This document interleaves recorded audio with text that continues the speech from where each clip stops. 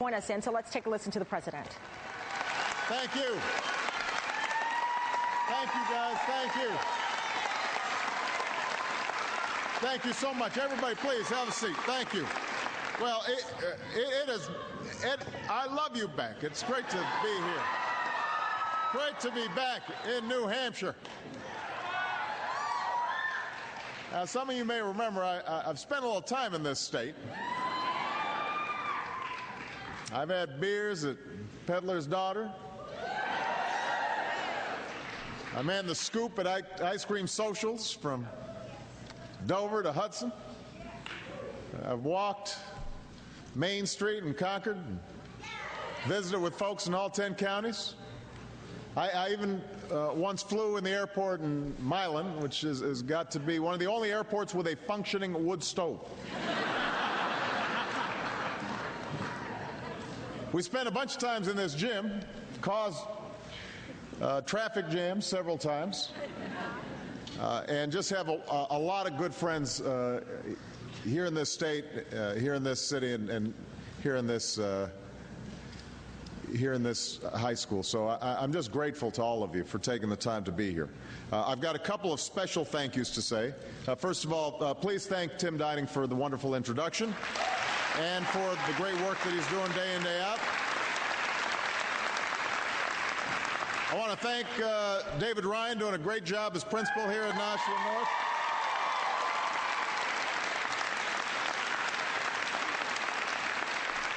Mayor Donnelly Lazo is here. Give her a big round of applause.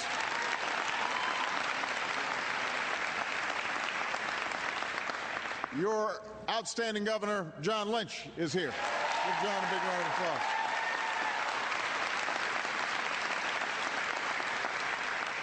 Three great members of Congress. Senator Jeanne Shaheen,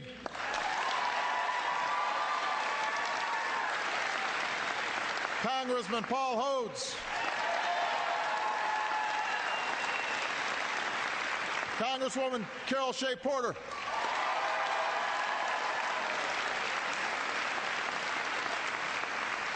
and behind me I've got the outstanding administrator for our Small Business Administration, who hails from these parts, Karen Mills. Give Karen a big round of applause.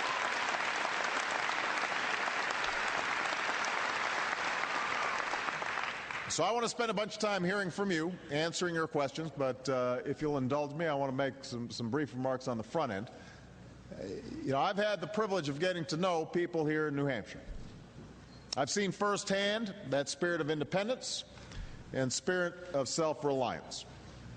I know how hard all of you work and how tough and resilient you are. But I also know that people here in New Hampshire have been tested by the last 2 years, just like people all across the country.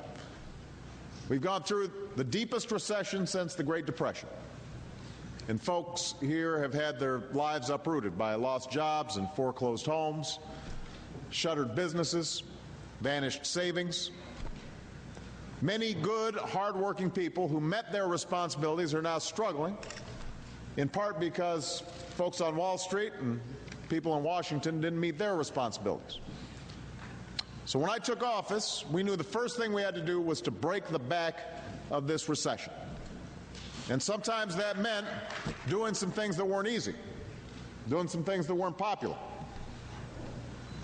Lord knows it wasn't popular to prevent our financial system from collapsing. We had to throw a lifeline to some of the very firms that had helped cause this crisis in the first place. But it was the right thing to do, because if we hadn't taken those steps, the entire system could have gone down and taken our economy and millions of families and businesses with it. We couldn't afford that. And because of the steps we've taken, the markets have now stabilized. Nobody's worrying about another Great Depression like they were just a year ago, and the worst of the storm has passed. But I don't need to tell you, the devastation remains. Today, 1 in 10 Americans still can't find work.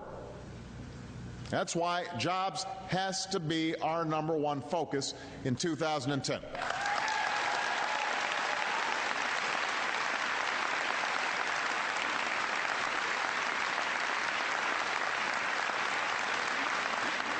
And we're going to start where most new jobs start? With small businesses.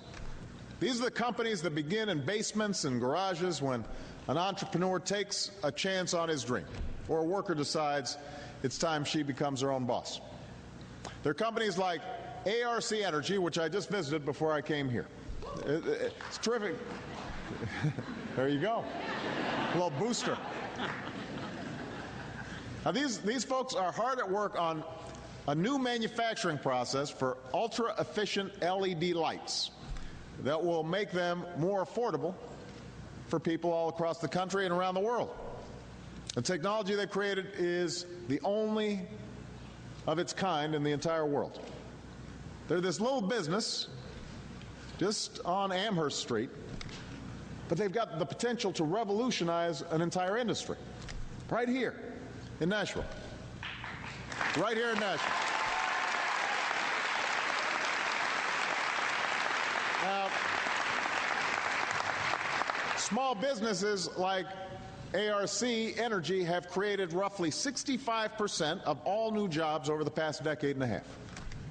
So we need to make it easier for them to open their doors, to expand their operations, to hire more workers. That's why I've already proposed a new tax credit for more than 1 million small businesses that hire new workers or raise wages, and a tax incentive for all businesses, large and small, to invest in new plants and equipment.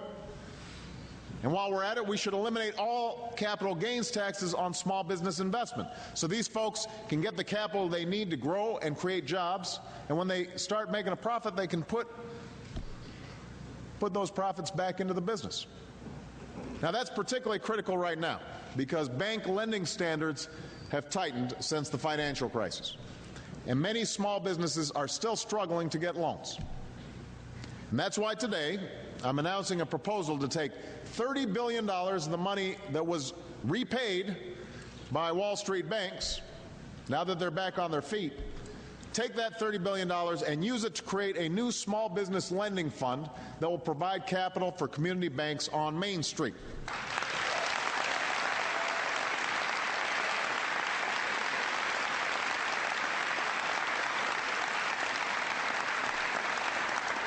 It's the small local banks that work most closely with small businesses. They usually provide them their first loan. They watch them grow through good times and bad. The more loans these smaller banks provide to credit-worthy small businesses, the better deal we'll give them on capital from this fund that we've set up. If you combine it with my proposal back in December to continue waiving fees and increasing guarantees for SBA-backed loans, all this will help small banks do even more of what our economy needs, and that's ensure that small businesses are once again the engine of job growth in America. I'm convinced we can make that happen.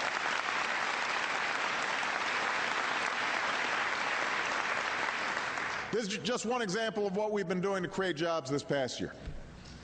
As some of you might remember, last February we passed the Recovery Act, which had 3 parts. 1/3 was tax relief for small businesses and for 95% of you, 95% of working families. 1/3 of the Recovery Act was emergency relief, like increasing unemployment benefits and helping states keep teachers and police officers and firefighters from losing their jobs. And 1/3 was putting people to work on infrastructure and renewable energy and medical research and more. Now, if you hear some of the critics, they'll say, well, the Recovery Act, I don't know if that's really worked because we still have high unemployment. But what they fail to understand is that every economist, from the left and the right, has said because of the Recovery Act, what we've started to see is at least a couple of million jobs that have either been created or would have been lost. The problem is 7 million jobs were lost during the course of this recession. So we've still got a big hole to fill. It's going to be absolutely critical that Congress acts over the next several months to make sure that we don't lose sight of the fact that even though the economy is now growing again, almost 6% last quarter, people have not started hiring again. And we've got to do everything we can to put people back to work because we need a sustainable recovery over the long term.